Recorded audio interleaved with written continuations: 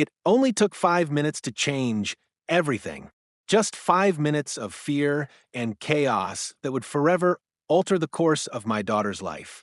In that brief span of time, my world, along with my daughter's, was turned upside down. We all know that life can change in the blink of an eye, but we often don't realize how quickly it can unravel until we're thrust into a situation where seconds count, and every decision could determine a life. My daughter had already been through so much, dealing with an injury that left her relying on crutches for support. The pain, the struggle to keep going despite her limitations, it had already been enough to test her resilience. But what happened next was far beyond what anyone could have prepared for. The setting should have been a safe one. We were simply going about our day, trying to make the best of the circumstances as anyone would when faced with adversity. My daughter, her crutches, and I were just navigating through what should have been an ordinary afternoon. What we didn't know was that lurking just around the corner was someone whose actions would make us question everything we knew about safety, trust, and the very people who are supposed to protect us. This wasn't an unexpected accident, but a planned confrontation that would escalate quickly. The confrontation began unexpectedly with a person we had tried to avoid. Karen, a member of the local homeowners association, HOA. Initially, it seemed like just another one of those minor complaints that HOA members often voice, but it wasn't. It was personal and it was dangerous. What should have been a simple exchange turned into something much darker. She stood in front of my daughter, pointing a weapon at her, as if the pain my daughter already felt wasn't enough. The weight of the moment was overwhelming. Here we were, a parent trying to protect their child, and we were facing an entirely new kind of threat, a threat that was not just physical, but emotional and psychological as well. The stakes couldn't have been higher. This wasn't just an altercation with a frustrated neighbor. This was a life-and-death situation. As my daughter stood there, injured and helpless, we both knew that any wrong move could result in irreversible consequences. One word, one gesture could escalate things further, and we both knew that no one would come to our rescue in time. The clock was ticking, and the longer it dragged on, the more dangerous the situation became. The outcome of this confrontation could mean the difference between life and death. And what made it even more terrifying was that we didn't have any control over how things would unfold. The moment was pivotal, not just for my daughter, but for our entire family. It was a test of survival, a moment that would define who we were in the face of such a harrowing challenge. The fear of losing her was real, and no parent should ever have to experience that kind of terror. This was more than just a threat. It was a fight for our lives. The tension between us and Karen continued to build with every passing second. Each word she spoke, every movement she made, seemed to fuel the fire of the escalating confrontation. She was not just angry. There was something deeper in her eyes, a coldness, a determination to make us feel as powerless as possible. She wanted to intimidate, to control, and to push us to the brink of breaking. It wasn't just about enforcing rules anymore. This had become a battle of wills. Her anger was no longer focused on a minor dispute. It had morphed into something much more sinister. The worst part was that in her mind, she believed she had every right to act this way. My daughter, though injured and struggling, tried to stay composed.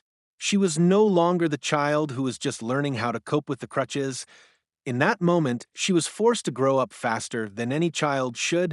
Every step she took, every breath she fought for, was a testament to her strength and resilience. I watched her, wishing with all my might that I could somehow shield her from the cruelty of the situation. But the reality was harsh. We were both trapped, caught in a confrontation we had never seen coming. Karen's threats grew more chilling with each passing second. Her words cut through the air, sharp and unforgiving, and they filled the space between us like an oppressive weight. Every part of me screamed for it to stop, to find a way out, but there was no escaping the nightmare she had drawn us into. At that moment, I realized how fragile our sense of safety really was. It wasn't just about the physical threat of the weapon she was holding, it was the emotional toll, the psychological impact of having someone in a position of power turn that power against us. The realization hit me hard. Karen wasn't just a neighbor with grievances, she was someone willing to go to extreme lengths to impose her will on us. And she had already proven she was willing to cross lines that no one should ever dare to. Her sense of entitlement was palpable, and it was terrifying. The situation seemed to stretch on endlessly, yet it was only minutes. In those minutes, I watched my daughter's face go from confusion to fear to a hard determination that I had never seen before. I could see her fighting to keep her composure, even as every instinct in her body screamed to flee. But there was no escape, no place to run. We were in this together. And in that moment, it wasn't just about protecting her, it was about surviving this terrifying ordeal. My mind raced as I tried to think of a way out, a way to de escalate the situation. But there were no clear answers. I was stuck in a nightmare, trying to figure out how to get us both out of it unscathed. I couldn't just stand there and watch, but every move had to be calculated. One wrong move, one misstep, and the consequences could be devastating. It was a game of survival now, and every decision felt like it could be our last. As the minutes dragged on, the weight of the situation became even more suffocating. Karen's words were becoming more venomous, and I could feel the tension in the air growing thicker by the second. It wasn't just her threats that were terrifying, it was the unpredictability of her next move.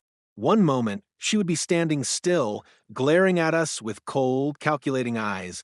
The next, she'd shift, the barrel of the gun pointing toward my daughter, causing her to flinch with every movement. I could hear my own breath coming in shallow, quick gasps as I struggled to keep my composure. Every fiber of my being screamed for action, to do something, anything to protect my daughter. But I knew that making the wrong move could be catastrophic. Every second felt like an eternity, and the feeling of helplessness weighed heavily on me. I could see the fear in my daughter's eyes, but there was something else too, something that struck me deeply. Despite her pain, despite her injury, there was a fire in her that I hadn't seen before. She wasn't going to let this woman break her. I reached out as subtly as I could to try and shield her with my body, my arm wrapped around her waist, and I could feel the warmth of her, the trembling of her body. She was scared, but she wasn't giving in. It was a raw, gut-wrenching feeling watching my child face a threat like this. But I knew that there was no turning back now. Karen's words began to lose their sharp edge as she realized something was changing in the way we stood. My daughter was no longer a helpless victim. She was standing with more conviction, even with crutches in hand. It was like the scales had shifted, and the power was no longer just in Karen's hands. The shift was subtle, but it was there. As much as I wanted to scream at Karen, to demand she drop the weapon and end this madness, I knew that staying calm was our only chance. For the briefest of moments, Karen hesitated. I could see her eyes flicker, and for the first time, doubt seemed to creep into her expression. It was as if she wasn't sure if this was the right path anymore. Was it too late to back down? Had she gone too far? But just as quickly as the doubt appeared, it vanished, replaced by her determination to control the situation. The situation was still perilous. The gun was pointed at my daughter, and Karen's hand was still firm on the weapon. The weight of her decision whether to pull the trigger or to walk away was hanging in the balance. My mind raced with 1,000 thoughts, but the most important was this: we had to survive this. We had to find a way to outsmart her, to outlast her. There was no other option. The future we hoped for, the peace we took for granted, all depended on this moment. And then, just as quickly as it all began, everything changed. The sound of sirens in the distance broke through the heavy tension. At first, it was barely audible, but it grew louder, more persistent. The authorities were on their way, and with them came a sense of hope. But as Karen heard the sirens, her grip tightened. She was faced with a choice: face the consequences of her actions or continue the path she had started. The clock was ticking, and it was clear that this situation would end one way or another. Karen's eyes darted to the approaching sirens, her hand still firm on the gun. My daughter and I exchanged a glance. This was it. The outcome of everything would depend on the next few seconds. Would Karen make her move, or would she surrender? I held my breath, knowing that no matter what happened, our lives were forever changed. The sirens grew louder, and I could feel the tension in the air shift. The reality of what was about to unfold hit me like a wave. Karen's grip on the gun tightened, her knuckles turning white, and her eyes darted back and forth between us and the approaching law enforcement. The threat still hung over us like a dark cloud, but something in her demeanor had shifted. She was no longer entirely in control. The uncertainty in her eyes betrayed the facade of confidence she had been wearing. She had made her threats, but now the consequences were closing in on her, and it was clear she wasn't sure how to navigate them. My daughter, still standing beside me with crutches in hand, looked as though she was preparing for the next move, her face etched with both fear and determination. I could see the same fire in her eyes that had sparked when she first realized she wasn't going back down. Despite the fear that had gripped her earlier, there was now a quiet strength radiating from her. She was no longer just a victim in this situation. She was a fighter, and I couldn't be prouder of her. Karen's hand wavered for a split second, and it was enough to give me a glimmer of hope. The sirens were now deafening, the flashing lights reflecting off the walls of the houses around us. The arrival of law enforcement was imminent, and Karen knew it. She had to make a decision. She could either try to escape, face the consequences, or surrender. The realization that she was no longer in control seemed to weigh heavily on her, and for the first time in this entire ordeal, she faltered.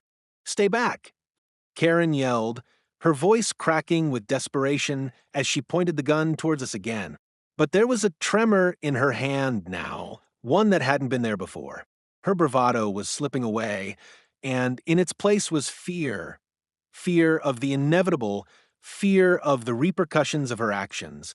At that moment, I saw the police car screech to a halt a few houses down, its siren blaring, its lights flashing brightly against the street. I knew the officers would arrive in seconds. I had no idea what Karen was planning next, but I could feel the tension building to a breaking point. Time seemed to freeze as I looked into Karen's eyes, seeing the battle waging within her. She was at a crossroads, and her decision would determine the course of everything.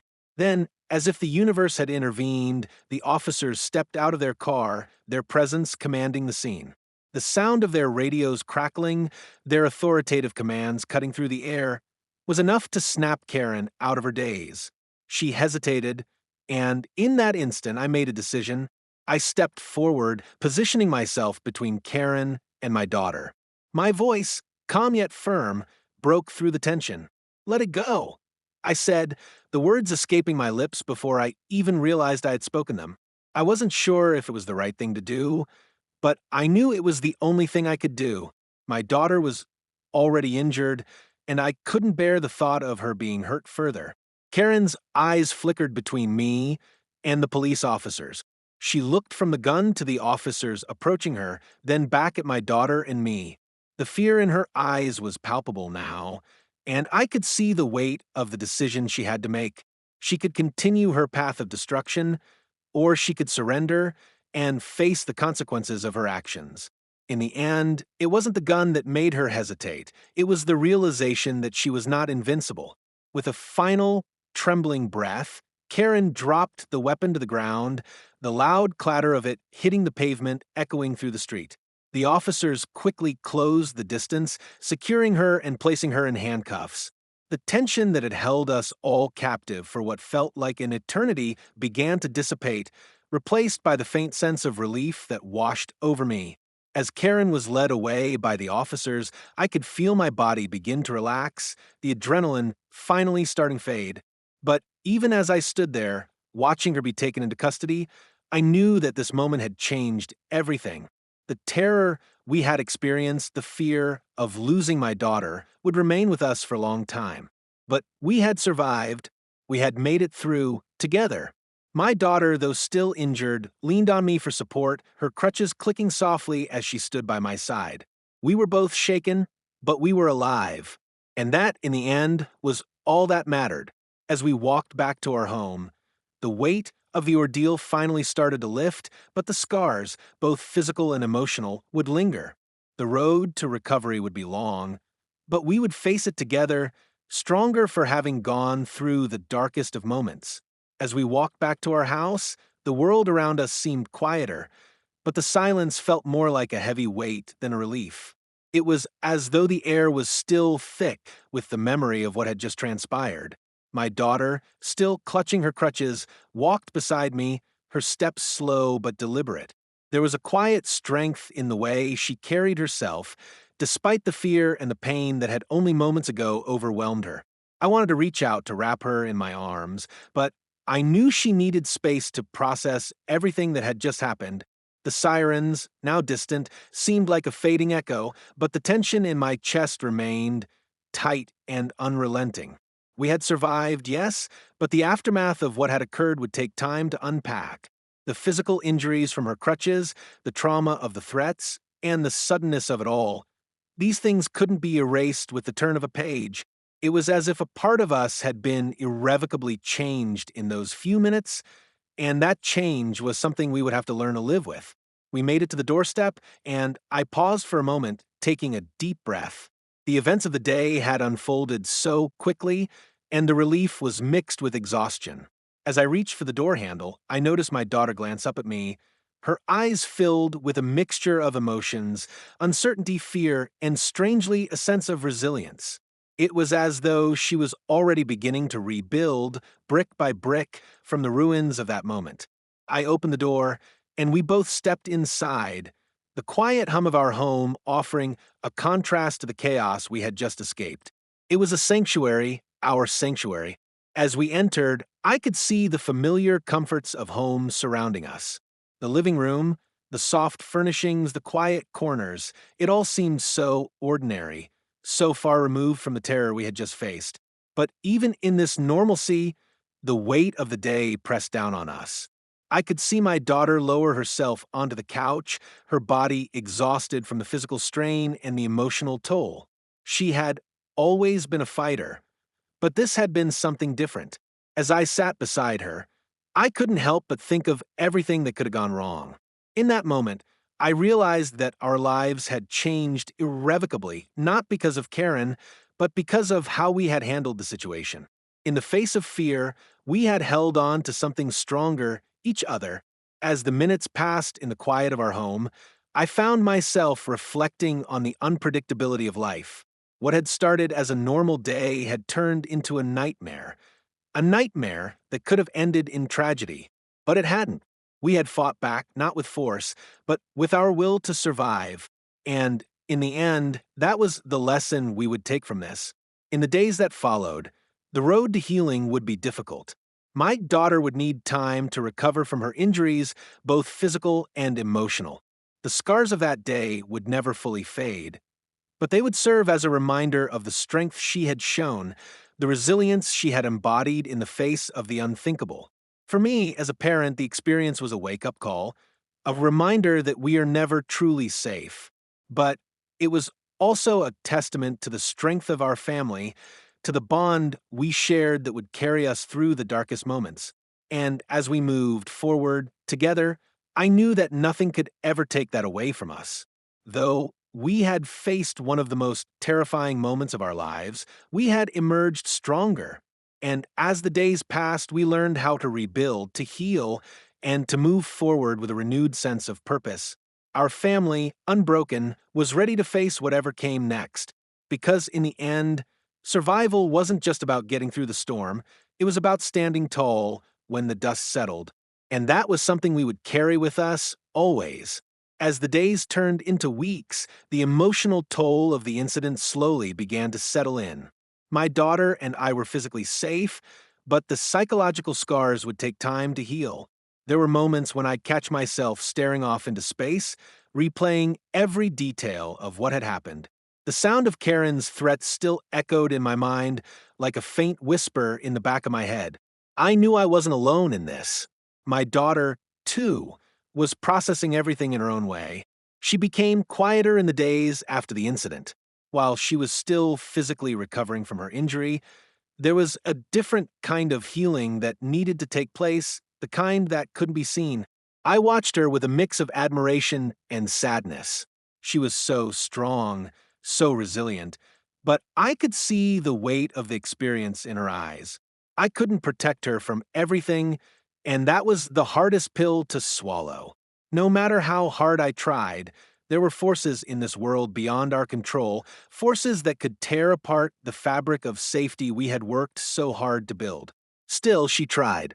She returned to school, not because she was ready, but because she knew that she had to keep moving forward.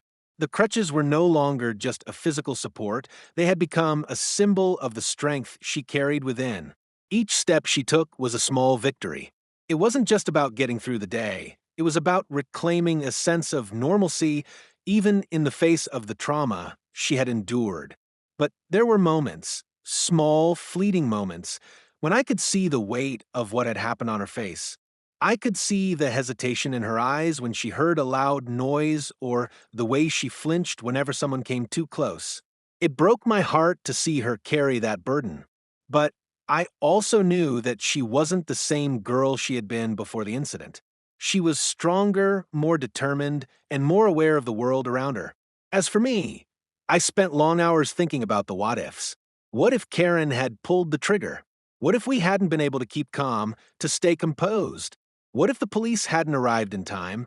It was too much to process all at once, but I knew I had to confront those questions. I couldn't bury them. The fear was always there, lurking just beneath the surface. But in the midst of all that fear, there was also something else, a deep, unshakable gratitude that we had made it through, that we had survived. One evening, as I sat down to talk with my daughter, she spoke up. "Mom, I'm scared," she said softly, her voice barely above a whisper. "I don't want to go through something like that again." I looked at her, knowing exactly how she felt. "I know, sweetheart," I replied, my voice thick with emotion, "but you are so much stronger than you know. And you've already shown that strength. Every single day, you're showing how strong you are." She looked at me, and for the first time in days, I saw a small, hopeful smile tug at the corners of her lips. It wasn't much, but it was enough. I knew that with time, we would both heal. We had no choice but to move forward, to take each day as it came. The journey wouldn't be easy, but we would take it together. In the weeks that followed, I started to notice small changes in both of us. My daughter was no longer flinching at every noise, though there were still moments of uncertainty, but she was beginning to laugh again, to find joy in the small things. She was healing, and I, too, was finding my own way through the emotional wreckage. We had survived something unimaginable, and though the road ahead would not be without its challenges, we had one another, and that I realized was all we really needed. In the face of fear, we had stood strong. In the face of danger, we had found a way to survive. And now it was time to rebuild, not just our lives, but our sense of peace, our trust in the world around us. We weren't just surviving anymore. We were living again, together, stronger than ever. As time went on, the trauma of that day began to fade into the background, but its imprint on our lives remained.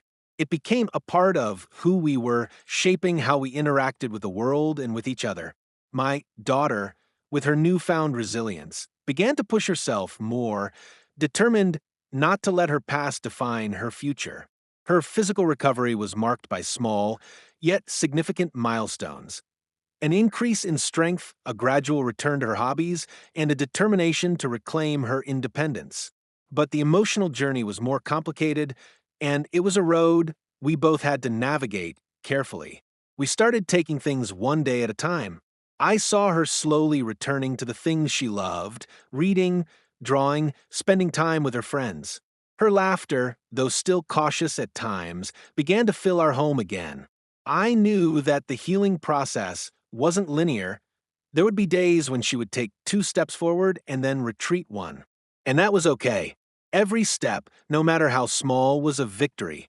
But even as we moved forward, I couldn't ignore the lingering effects of that day. The fear that had crept into our lives hadn't vanished. It still showed up in moments of vulnerability, in fleeting glimpses of doubt. There were times when I found myself looking over my shoulder, wondering if we were truly safe. The feeling of being violated, of having someone cross a boundary so violently, couldn't be undone simply by time. But I also realized something important. We had control over how we chose to move forward.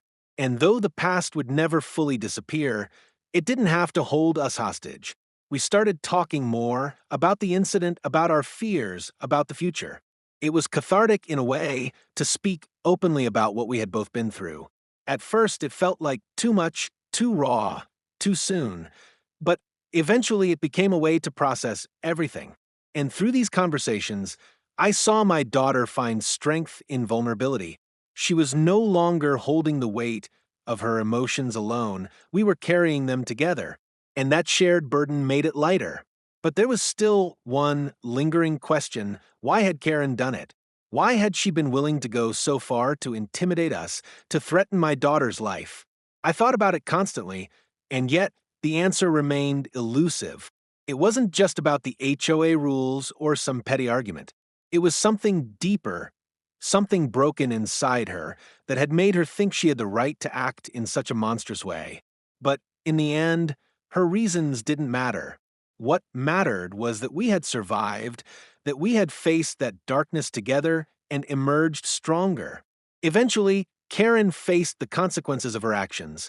She was held accountable for what she had done, and though justice was served, it didn't undo the damage. She had lost her job, and more than that, she had lost her freedom. But I couldn't bring myself to feel satisfaction. The fear she had instilled in us didn't just disappear because of a few legal consequences. It wasn't about retribution, it was about reclaiming our peace, our sense of safety. And that peace, as I had come to learn, didn't come from outside forces, it came from within. As for my daughter, I could see her moving forward, her spirit unbroken.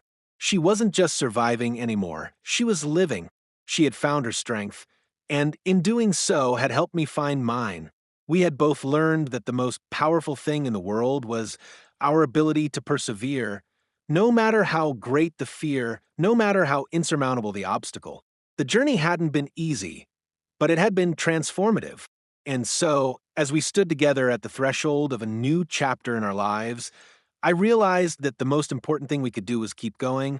We would take the lessons we had learned, the strength, the resilience, the love, and move forward. Because in the end, what Karen had failed to realize was that she could take away our safety, our comfort, and even our peace for a time.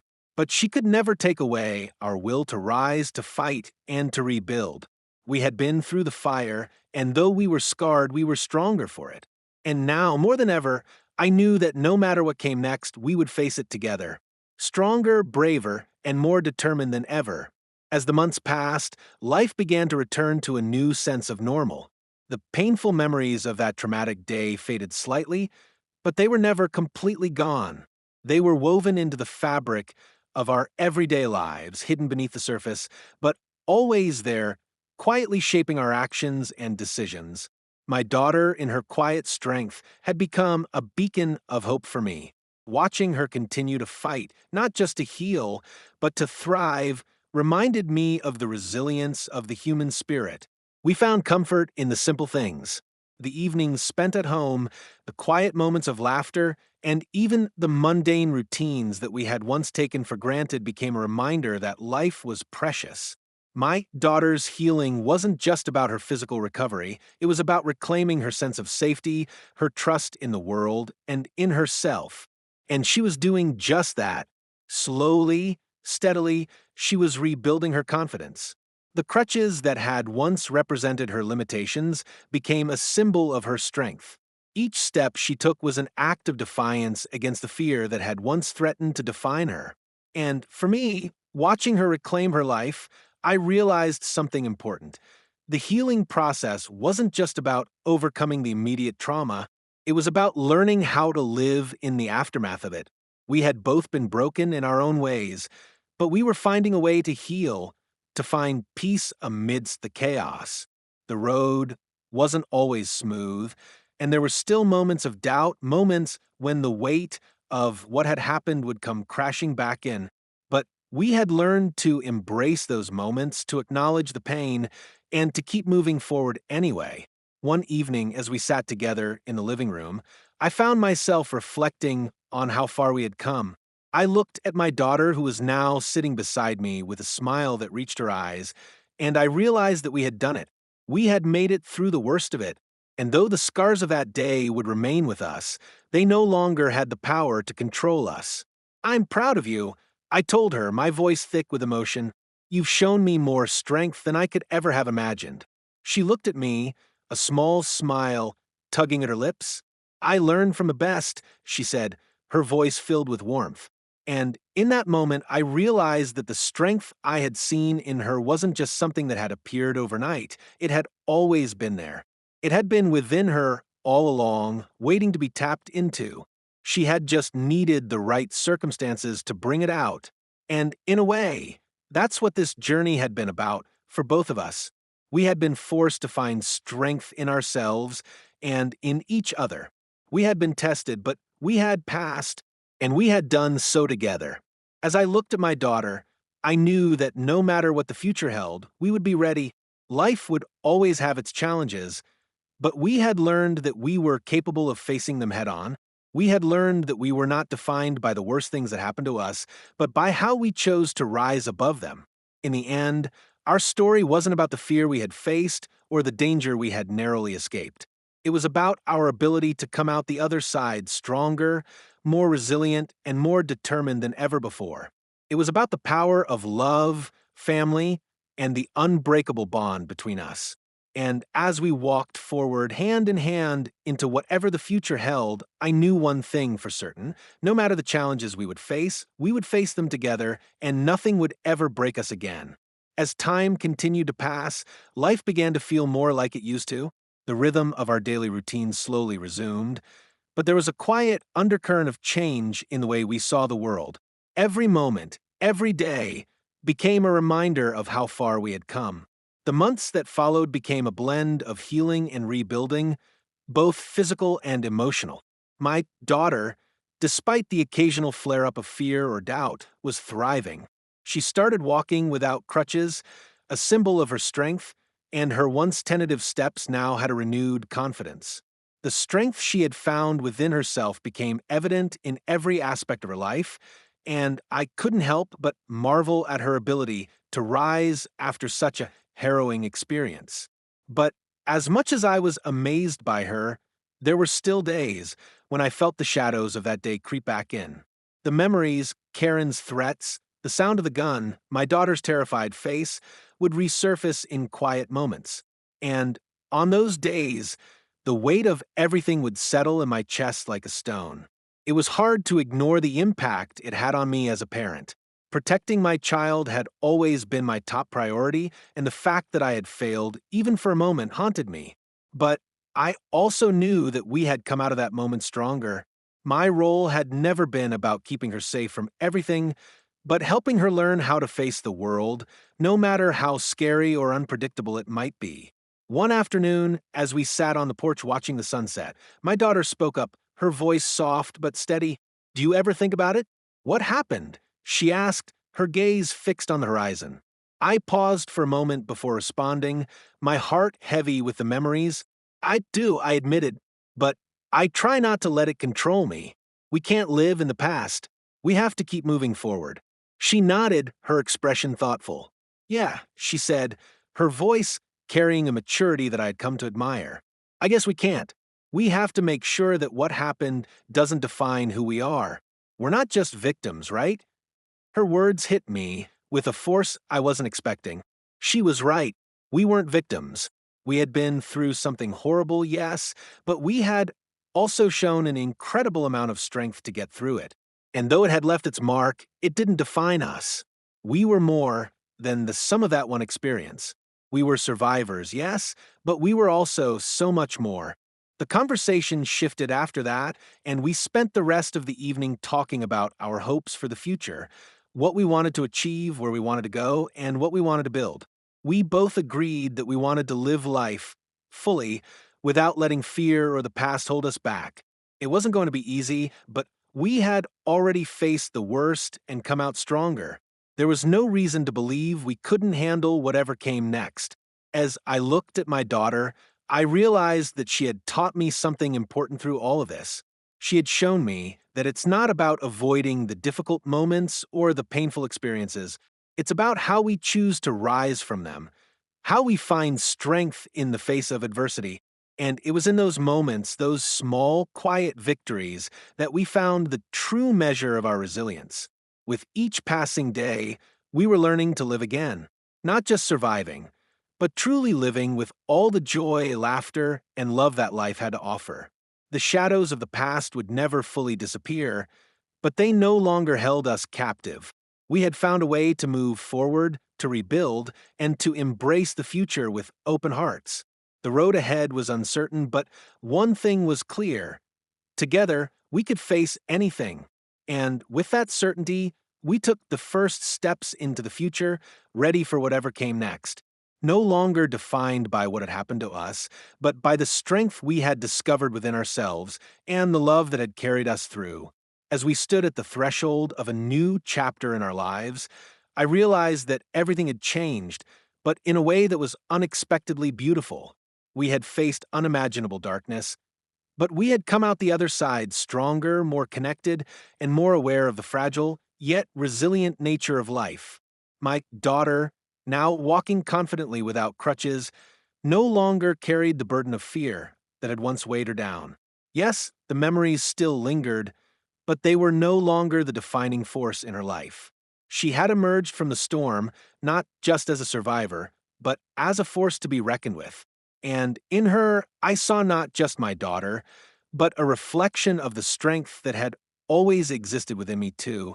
Looking at her now, with all her courage and spirit, I knew that we would continue to face whatever came next, but with the understanding that we had the power to choose how we responded. We had learned in the hardest way possible that it wasn't the challenges that defined us, it was our ability to rise, to rebuild, and to continue living with purpose, love, and hope. The days ahead would undoubtedly bring their own obstacles, but we would face them differently now, armed with the lessons we had learned through our darkest hours. Together, we would keep moving forward, stronger, braver, and more united than ever before. As I watched my daughter smile, her eyes filled with hope and resilience, I knew that our story, was far from over. In fact, it was just beginning. If you found this story as powerful and emotional as we did, make sure to hit that subscribe button and join us for more incredible tales of survival and resilience. Share your thoughts in the comments below. We'd love to hear how you would have handled such a situation.